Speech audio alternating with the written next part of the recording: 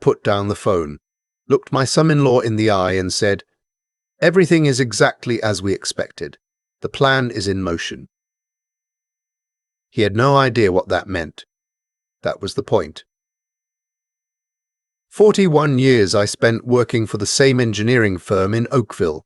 41 years of early mornings, cold coffee, and blueprints spread across the kitchen table while my wife Margaret, God rest her soul, would drape a blanket over my shoulders without saying a word. She always knew when I needed quiet more than comfort. She passed 3 years ago, breast cancer. The kind that moves fast and doesn't negotiate. After the funeral, my daughter Diane was devastated. She flew in from Calgary with her husband Ross and stayed for 2 weeks. Those 2 weeks, I thought, this is what family looks like when it matters. We cooked together, we went through her mother's things together. Ross fixed the gutter on the back of the house that I'd been putting off for months. He seemed decent. Quiet. The kind of man who does things without being asked. I was wrong about him. But that comes later. My son Patrick lives 20 minutes away in Burlington.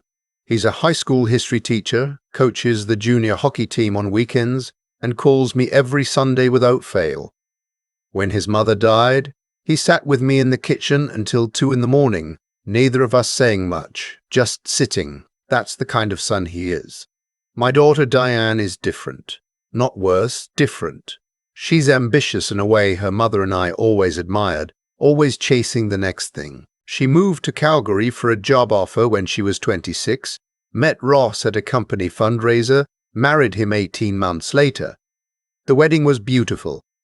I walked her down the aisle and didn't cry until the drive home. For the first few years, things were fine. Ross called me sir and meant it. He sent Christmas cards. He asked about my health. Then something shifted. Gradually, the way water wears down stone. I couldn't tell you exactly when it happened, but somewhere between Diane's promotion and the birth of their second child, Ross started looking at me differently. Not with warmth, with calculation. It was Christmas Eve that everything broke open. Diane had asked if the whole family could come to my house in Oakville this year. Patrick and his wife Jenna were already coming. I'd spent 2 days cooking tourtière, roasted Brussels sprouts, a butter tart tray I'd made from scratch using Margaret's handwritten recipe card. The house smelled the way it always had at Christmas. Like her. Ross and Diane arrived late. The kids, my grandchildren, 8 and 5, ran straight to the tree. I poured everyone a drink and we settled in. Everything felt normal. Then, after dinner, while Patrick and Jenna were doing dishes and the kids were asleep upstairs, Ross cleared his throat the way he does when he's about to say something he's practiced. "I've been meaning to talk to you about the cabin," he said. "I have a property in Muskoka, a small cottage on a lake, been in my family since my father built it in 1974. Margaret and I spent every August there. It's not fancy. 3 bedrooms, a wood stove, a dock that needs replacing every decade. But it means more to me than anything I own." "What about it?" I said. He slid a folder across the table. "We've been talking to a financial advisor," he said. "Given your age, it makes sense to start transferring assets. For tax purposes, the cottage would go into Diane's name. You'd still have full use of it, of course. It's just smarter on paper." I looked at the folder. Then I looked at Diane. She was staring at the tablecloth. "Did you know about this?" I asked her. "Ross has been doing research," she said quietly. "It's just a conversation." It was not just a conversation. It was not just a conversation. I recognized what was in that folder. Power of attorney documents. A property transfer agreement. And at the bottom, a signature line with my name already typed below it. "I'd need to speak with my lawyer before signing anything," I said. Ross leaned back and crossed his arms. "Your lawyer charges $350 an hour, Harold. This is simple paperwork. It's not like we're taking anything from you." The first thing that struck me was the tone. Not asking, instructing. Like I was a procedural obstacle, not a person. The second thing that struck me was the number. $350 an hour. I had never told Ross what my lawyer charged. I had never discussed my legal fees with anyone in that house. I closed the folder and set it beside my plate. "I appreciate you thinking about this," I said. "Let me look it over." Ross's jaw tightened. He wasn't used to being patient. Christmas morning was tense. The kids didn't notice, bless them, but Patrick caught my eye over breakfast and I gave him a small shake of my head. "Not now. Later." He nodded. "That's the thing about raising children well. They'd learn to read you." Ross and Diane left after lunch. Before they got into the car, Ross said, loudly enough for Patrick to hear, "Harold, don't overthink this. You're not getting younger." The car pulled out of the driveway. Patrick stood beside me on the porch, both of us watching the taillights disappear down the street. "What was in that folder?" he asked. I told him. He was quiet for a long time. Then he said, "Dad, I think you need to call someone." I already had someone in mind. My lawyer's name is Victor Osei. He's been handling my affairs for 15 years. Estate planning, the sale of a rental property I had in Hamilton, the paperwork after Margaret passed. He's meticulous in a way that used to make me impatient, and now makes me deeply grateful. I called him the day after Christmas. I described the folder. I told him about the documents. I mentioned, specifically, that Ross had known my lawyer's hourly rate. Victor was quiet for a moment. "Harold," he said, "I want you to do something for me. I want you to go to your filing cabinet, the one with your financial records, and I want you to pull the most recent statement for your home equity line of credit." I didn't have a home equity line of credit, or at least I didn't think I did. I drove to my bank the next morning. The branch manager, a no-nonsense woman named Teresa who had helped me when Margaret passed, sat me down in her office and pulled out my accounts. There it was. A home equity line of credit opened 14 months ago. $40,000. Against my Oakville property. I had not opened it. The address for correspondence had been changed to a UPS store on a commercial strip in Calgary. I had not changed it. The line had a current balance of $22,000 drawn down in 4 transactions over the past year. 2 of those transactions were made from an IP address in Calgary. I sat in Teresa's office and felt something cold move through me. Not panic. Something quieter and more final than panic.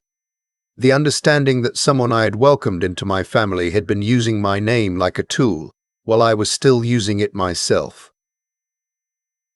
"I need to freeze this account," I said. "Already done," Teresa said. "And Harold, you need to contact the RCMP Financial Crimes Unit today." I called Victor from the parking lot. "I had a feeling," he said. "I've seen this pattern before. It usually starts small, testing what you notice." "He knew what you charge per hour," I said. "That tells me he's been through your files," Victor said. "Either physically or digitally. We need to get a forensic accountant involved, and we need to do it quietly." That's what we did. Over the next 3 weeks, Victor coordinated with a forensic accountant named Daniel, a former CRA investigator, who now worked private cases. Daniel spent 4 days going through everything Victor and I could provide. Bank records, login histories. The documents from the Christmas Eve folder. What Daniel found was methodical and patient and deeply deliberate. Ross had opened the HELOC using a combination of my personal information and a forged copy of my signature on the application.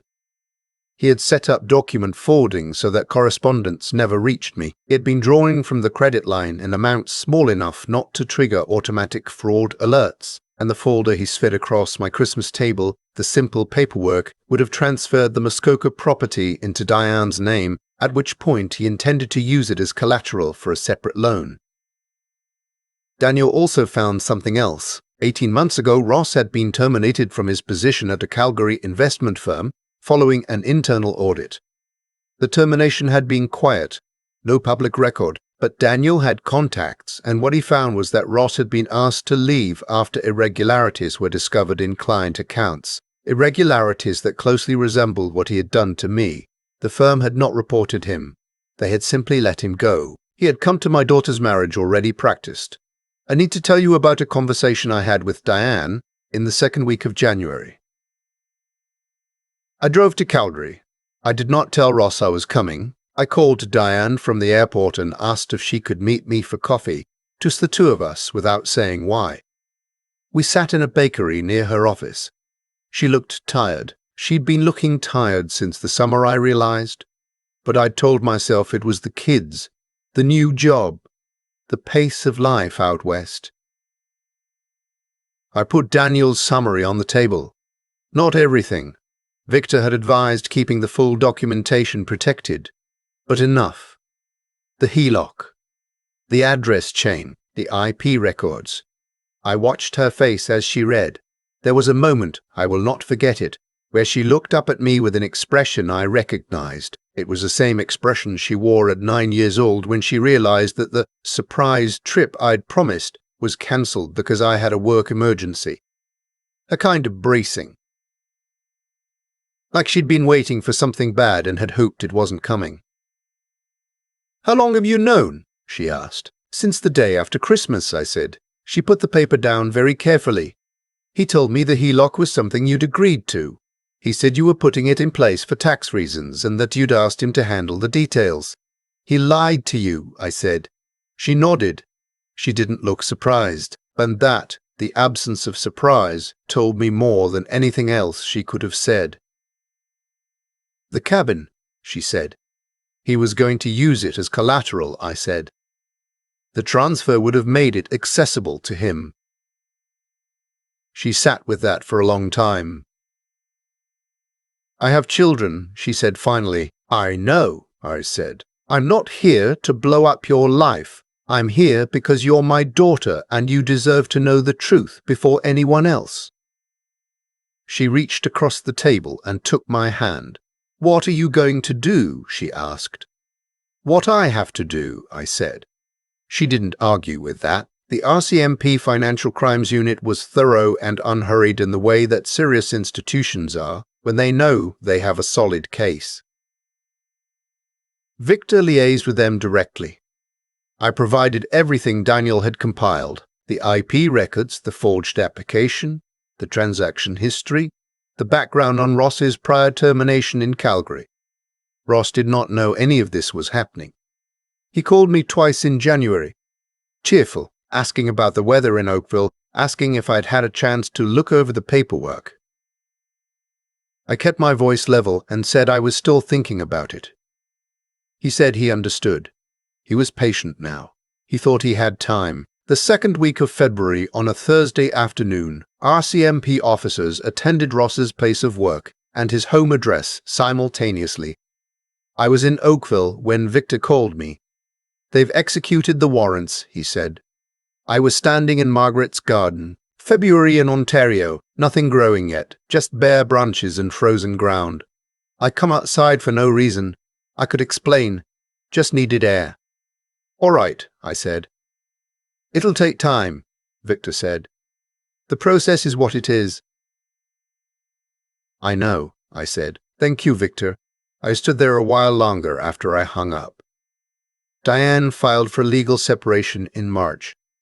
She did it herself with her own lawyer, a woman she'd found through a colleague. She told me about it on a Sunday call, straightforwardly, like she was reporting a practical matter that had been handled. She didn't cry on the phone. She might have cried other times, but not with me, because she's her mother's daughter in that way.